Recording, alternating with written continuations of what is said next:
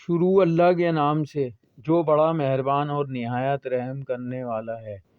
پیارے ویورز، رمضان المبارک کا مہینہ چل رہا ہے۔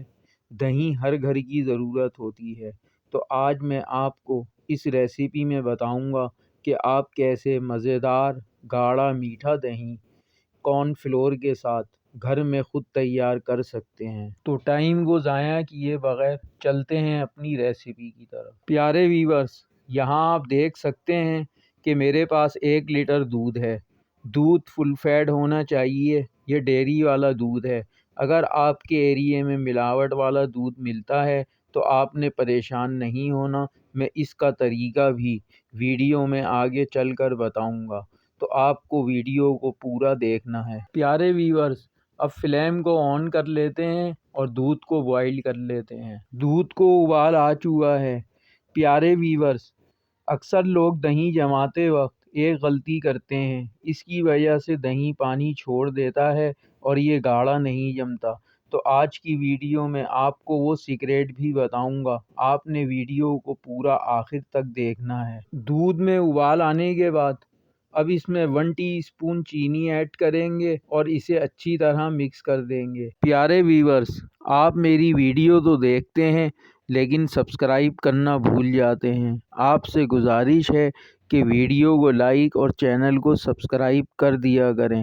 سبسکرائب بالکل فری ہوتا ہے، اس کے کوئی چارجز نہیں ہوتے۔ اب ایک پیالی میں تھوڑا سا دودھ نکالنا ہے اور اسے روم ٹمپریچر پر ٹھنڈا کر لینا ہے۔ پیارے ویورز، چینی ایڈ کرنے کے بعد اگر آپ کو ایسا لگے کہ یہ دودھ ملاوٹ والا ہے تو اس پوائنٹ پر آپ نے لو فلیم پر دودھ کو 5 سے 6 منٹ پکانا ہے تاکہ دودھ گاڑھا ہو جائے۔ پیارے ویورز، اب ایک مٹی کا پیارا سا باؤل لینا ہے۔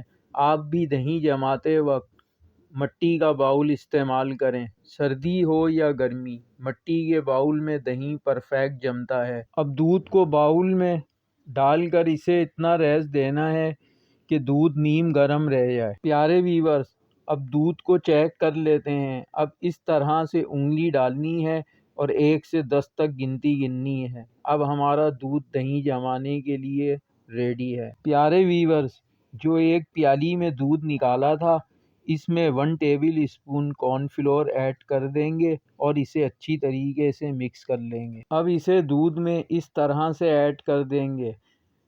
یہاں آپ دیکھ سکتے ہیں کہ میرے پاس 1 ٹیبل اسپون دہی ہے، اسے اچھی طرح سے پھیٹ لینا ہے۔ دہی پھیٹنے کے بعد اب اس طرح سے اس میں مکس کر دیں گے تاکہ دونوں چیزیں دودھ میں اچھی طرح سے مکس ہو جائیں۔